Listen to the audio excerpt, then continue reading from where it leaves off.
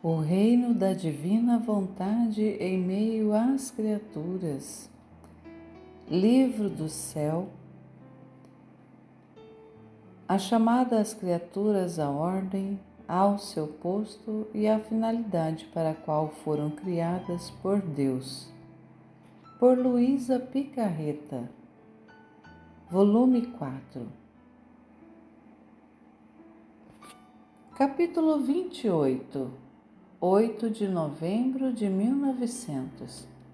A obediência restitui à alma o seu estado original.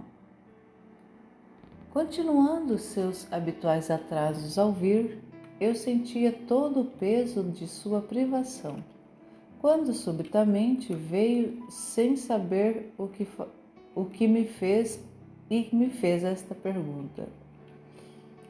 Você me saberia dizer por que a obediência é tão glorificada e causa tanta honra de imprimir na alma a imagem divina? Eu, toda confusa, não soube o que responder, mas o bendito Jesus, com uma luz intelectual que me mandava, me respondeu, ele mesmo, mas como é por meio da luz e não de palavras, não tenho palavras para expressá-lo. Mas a obediência quer que eu tente para ver se consigo escrevê-lo.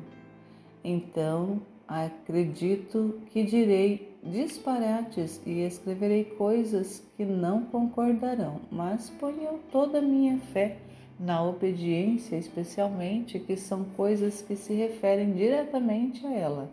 E agora começo a tentar. Então parecia que me dizia: a obediência é tão glorificada porque tem virtude de descobrir desde as raízes as paixões humanas.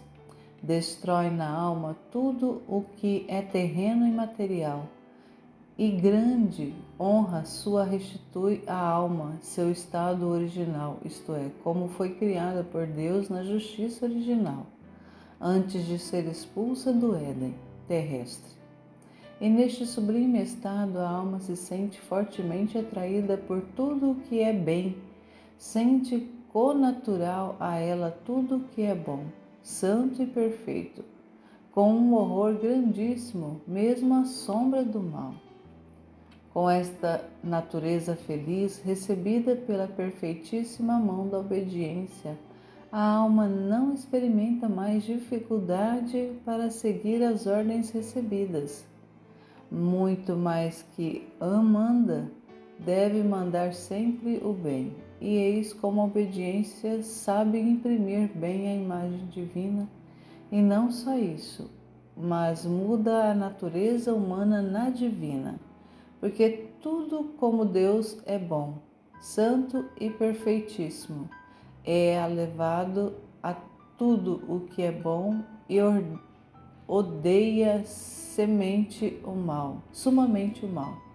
Assim, a obediência tem virtude de divinizar a natureza humana e de fazer-lhe adquirir as propriedades divinas. E quanto mais a alma se deixa guiar por esta peritíssima mão, tanto mais adquire de divino e destrói o próprio ser. Por isso é tão glorificada e honrada, tanto que eu mesma me submeti a ela e por ela fiquei honrada e glorificada, e restituí por meio dela a honra e a glória a todos os meus filhos que pela desobediência me tinham perdido. Isto mais ou menos soube manifestar, o resto tenho na mente, mas me faltam as palavras, porque é tanta altura do conceito desta virtude que minha pobre linguagem humana não sabe adaptar-se a colocar em palavras. Capítulo 29, 10 de novembro de 1900. Jesus ensina-lhe onde está o verdadeiro amor. Continuava sem vir e eu me sentia imersa na maior amargura. Minha alma ficava dilacerada de mil maneiras. Sentia como uma sombra junto a mim e ouvia a voz do meu adorável Jesus, mas sem vê-lo.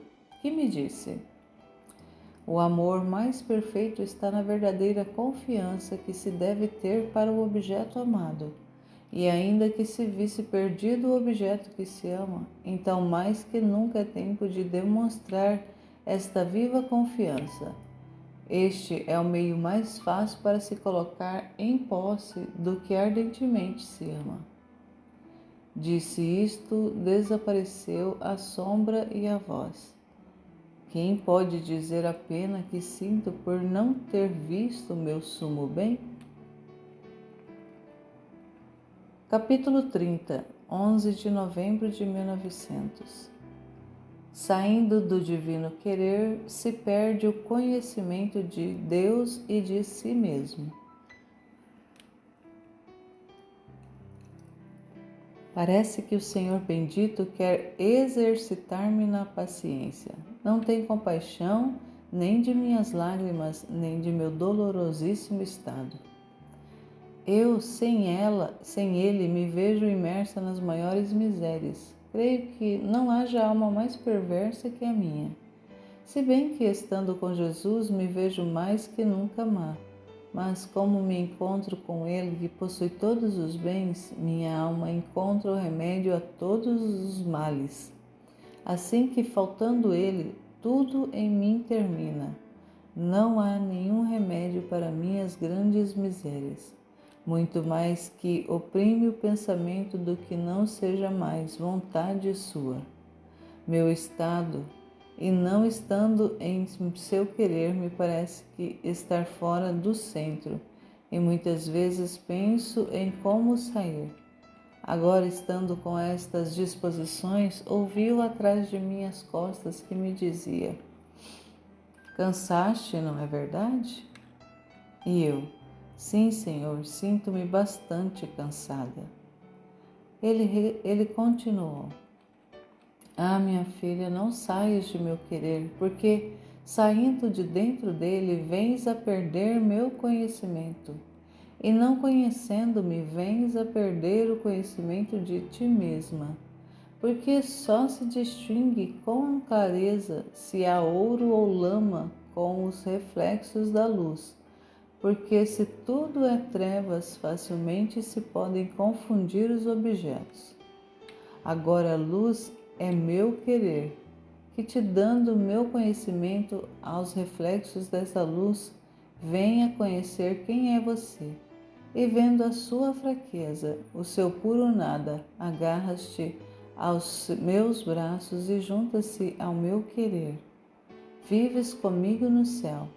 Mas se quiser sair de meu querer, a primeira coisa que perderá é a verdadeira humildade, e depois virá a viver sobre a terra e será obrigada a sentir o peso terreno, a gemer, a suspirar, como todos os outros desaventurados que vivem fora de minha vontade.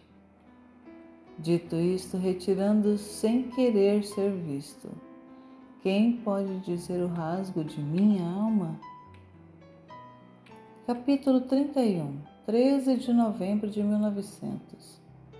Vê as muitas misérias humanas, o rebaixamento e despojamento da Igreja, a mesma degradação dos sacerdotes.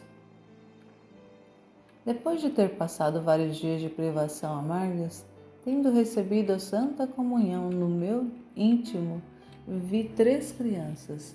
Era tanta sua beleza e igualdade que pareciam as 3 nascidas de um mesmo parto.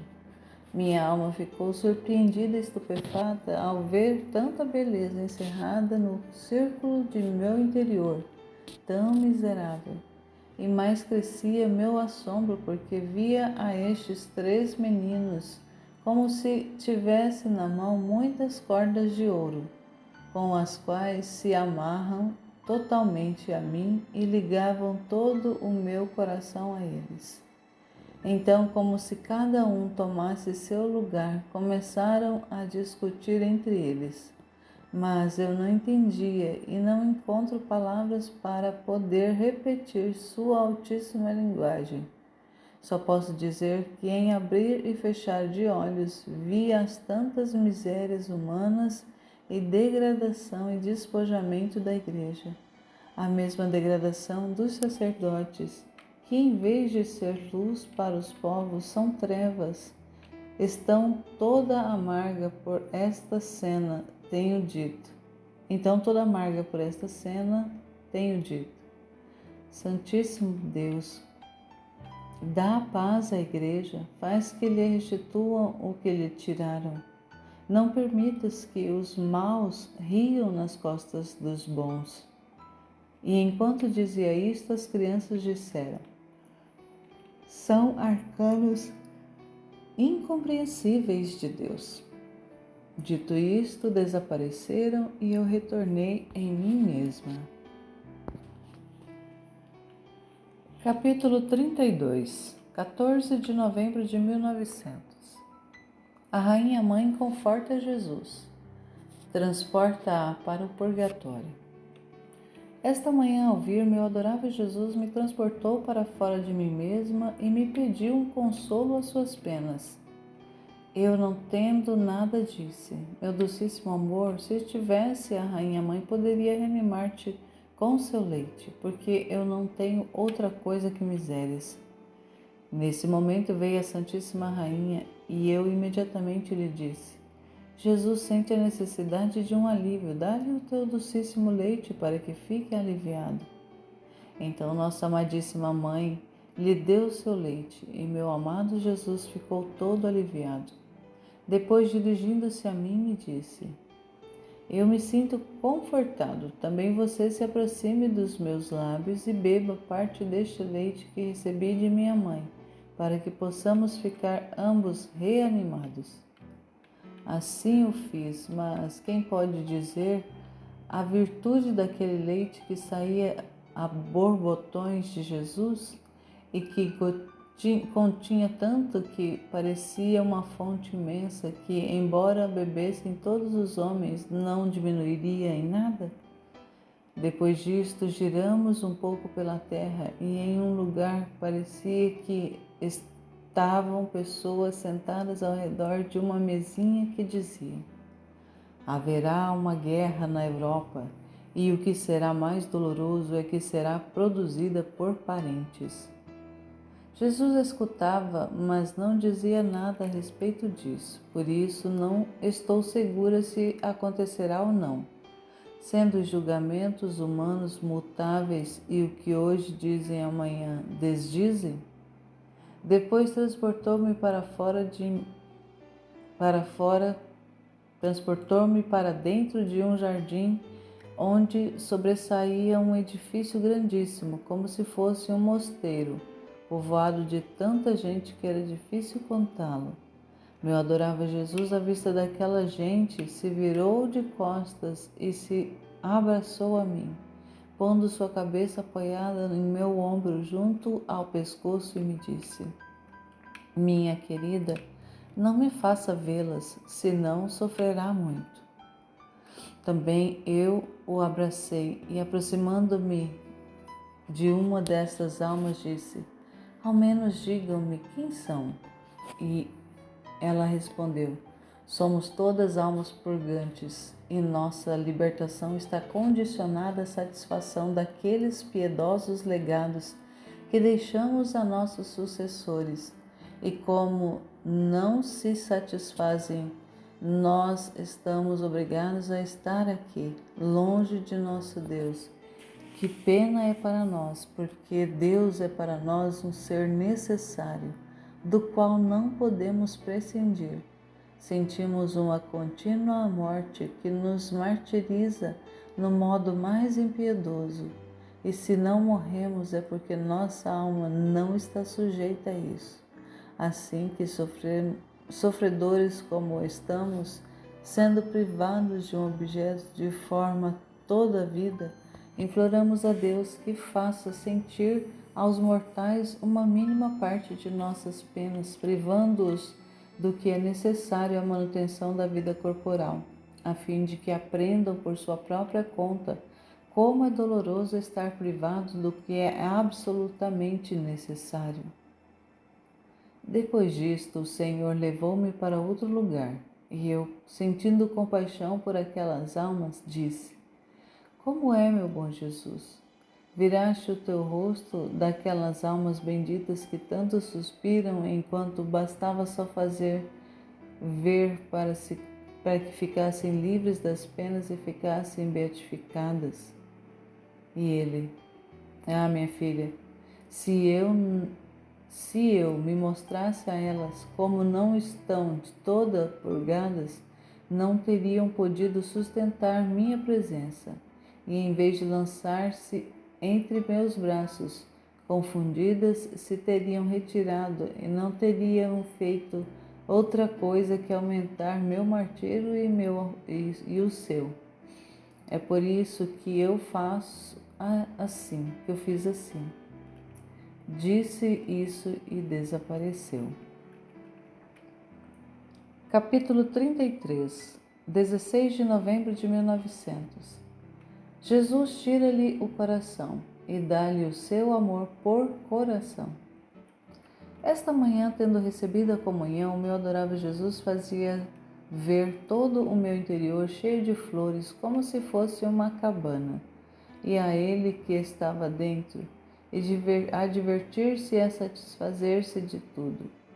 Eu, vendo-o nesta atitude, disse-lhe: Meu docíssimo Jesus, quando tomará este meu coração para uniformizá-lo todo ao teu, de modo que possa viver da vida do teu coração? Enquanto dizia isto, meu sumo e único bem tomou uma lança e me abriu a parte que corresponde ao coração. Depois, com sua mão, o tirou e olhava tudo para ver se estava despojado e tinha as qualidades para poder estar em seu santíssimo coração. Também eu olhei e com muita surpresa vi impressas em parte a cruz, a esponja e a coroa de espinhos. Mas querendo vê-lo outra parte e por dentro, porque parecia inchado como se pudesse abrir-se, meu amado Jesus me impediu, dizendo: Quero mortificar-te, não deixando-te ver tudo o que derramarei neste coração. Assim, aqui dentro deste coração estão todos os tesouros de minhas graças que a humana natureza pode chegar a conter. Naquele momento encerrou-se em seu santíssimo coração, acrescentando: Teu coração tomou posse em meu coração, e por coração te dou o meu, que te dará a vida. E aproximando-se daquela parte, mandou 3 suspiros contendo luz, que tomavam o lugar do coração, e depois fechou a ferida, dizendo: Agora, mais do que nunca, convém fixar-se no centro de meu querer, tendo por coração só meu amor, nem sequer por um só instante deve sair dele. E meu amor só encontrará em ti o seu verdadeiro alimento, se encontrar em ti em tudo e por tudo a minha vontade. Nele encontrará a sua satisfação e a verdadeira e fiel correspondência. E aproximando-se da boca, mandou-me mais 3 suspiros, e ao mesmo tempo derramou um doce licor que me embriagava. Então, como levado por entusiasmo, dizia: Olha, teu coração está no meu, assim que não é mais teu. E me beijava e me voltava a beijar, e me dizia 1000 finezas de amor, mas quem pode dizê-las todas? Parece-me impossível manifestá-las. Quem pode dizer o que sentia ao encontrar-me em mim mesma? Sei dizer que me sentia como se não fosse mais eu, sem paixões, sem inclinações, sem desejos, toda abismada em Deus. Na parte do coração sentia um frio sensível em comparação com as outras partes. Capítulo 34, 18 de novembro de 1900. A união do coração com o de Jesus faz passar ao estado da perfeita consumação. Jesus continua a ter o meu coração no seu coração e de vez em quando se digna fazer-me ver isso, fazendo festa como se tivesse feito uma grande aquisição. E nestes dias, encontrando-me fora de mim mesma, na parte que corresponde ao coração, em vez de coração, vejo a luz que o bendito Jesus me enviou naqueles 3 respiros. Depois, esta manhã, ao vir mostrando-me o seu coração, me disse: Amada minha, qual queres, o meu coração ou o teu? Se queres o meu, vais sofrer mais, mas deves saber que fiz isto para te fazer passar a outro estado, porque quando se chega à união, se passa a outro estado, que é o da consumação.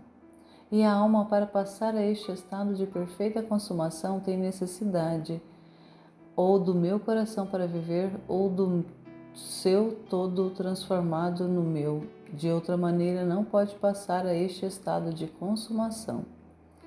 E eu, tremendo toda, respondi: Doce amor meu, minha vontade não é mais minha, senão tua.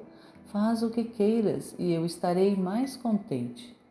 Depois disto, lembrei-me de algumas dificuldades do confessor, e Jesus, vendo-me meu pensamento, me fez ver como se eu estivesse dentro de um cristal, e este impedia fazer ver aos demais o que o Senhor operava em mim, e adicionei: Você só conhece o cristal e o que ele contém dentro para os reflexos de luz. Assim é para você. Quem traz a luz da crença vai tocar com a mão o que eu faço com você. Senão, você vai perceber as coisas naturalmente. Capítulo 35, 20 de novembro de 1900. Devendo viver do coração de Jesus, ele lhe dá regras para aprender um viver mais perfeito. Encontrando-me fora de mim mesma, meu adorável Jesus continua a fazer-me ver meu coração no seu, mas tão transformado que não reconheço mais qual é o meu e o qual é o de Jesus. Ele se conformou perfeitamente com o seu. Imprimiu-lhe todas as insígnias da paixão, fazendo-me entender que seu coração, desde que foi concebido com estas páginas da paixão, tanto que o que sofreu no último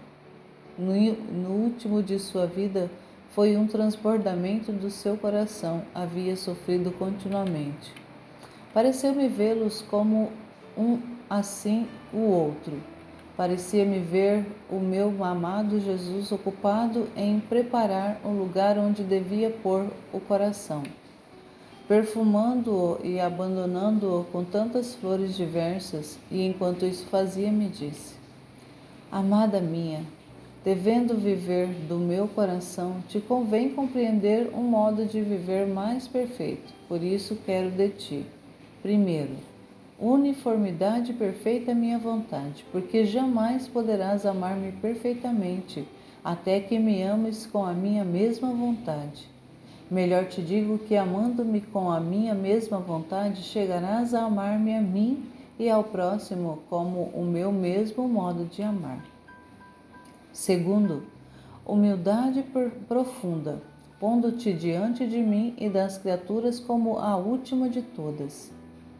Terceiro, pureza em tudo, porque qualquer mínima falta de pureza, tanto no amar como no agir, tudo se reflete no coração, e este fica manchado. Por isso quero que a pureza seja como o orvalho sobre as flores ao despontar do sol, o qual se refletem os raios, transmuta essas pequenas gotas como em tantas pérolas preciosas que encantam as pessoas. Assim, todas as suas obras, pensamentos e palavras, batidas e afetos, desejos e inclinações, se adornadas pelo orvalho celestial da pureza, tecerá um doce encanto não só aos olhos dos homens, mas a todo o empírio.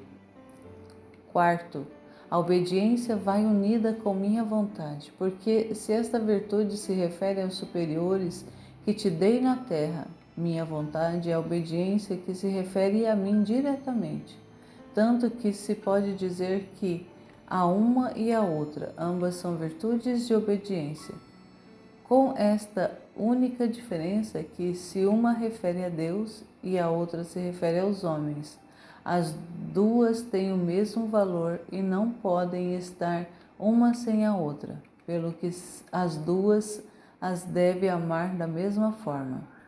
Depois acrescentou: deves saber que de agora em diante viverás com meu coração, e deves entendê-lo a modo do meu coração, para encontrar em ti minhas complacências. Por isso te recomendo, porque não é mais teu coração, senão meu coração. Capítulo 36, 22 de novembro de 1900. Jesus coloca-se no lugar do coração de Luísa. Diz-lhe o alimento que quer dela. Continua a fazer-se ver meu adorável Jesus. Esta manhã, tendo recebido a comunhão, via-o dentro de mim, e os dois corações são tão fundidos que parecia um. E o meu docíssimo Jesus disse-me: hoje decidi dar-te em lugar do coração a mim mesmo. Naquele momento vi que Jesus tomava lugar naquele ponto onde estava o coração, e de dentro de Jesus recebia a respiração e sentia o batimento do coração, como se sentia feliz vivendo desta maneira. Como me sentia feliz vivendo desta maneira.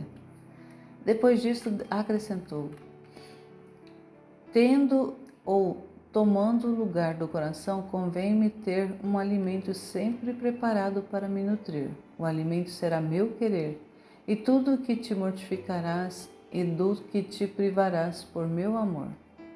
Mas quem pode dizer tudo o que em meu interior passou entre Jesus e eu? Creio que é melhor calar-me, de outra maneira sinto como se estragasse. Com minha língua não adestrada para falar de graça tão grande que o Senhor fez à minha alma, não me resta outra coisa que agradecer ao Senhor que tem consideração de uma alma tão miserável e pecadora.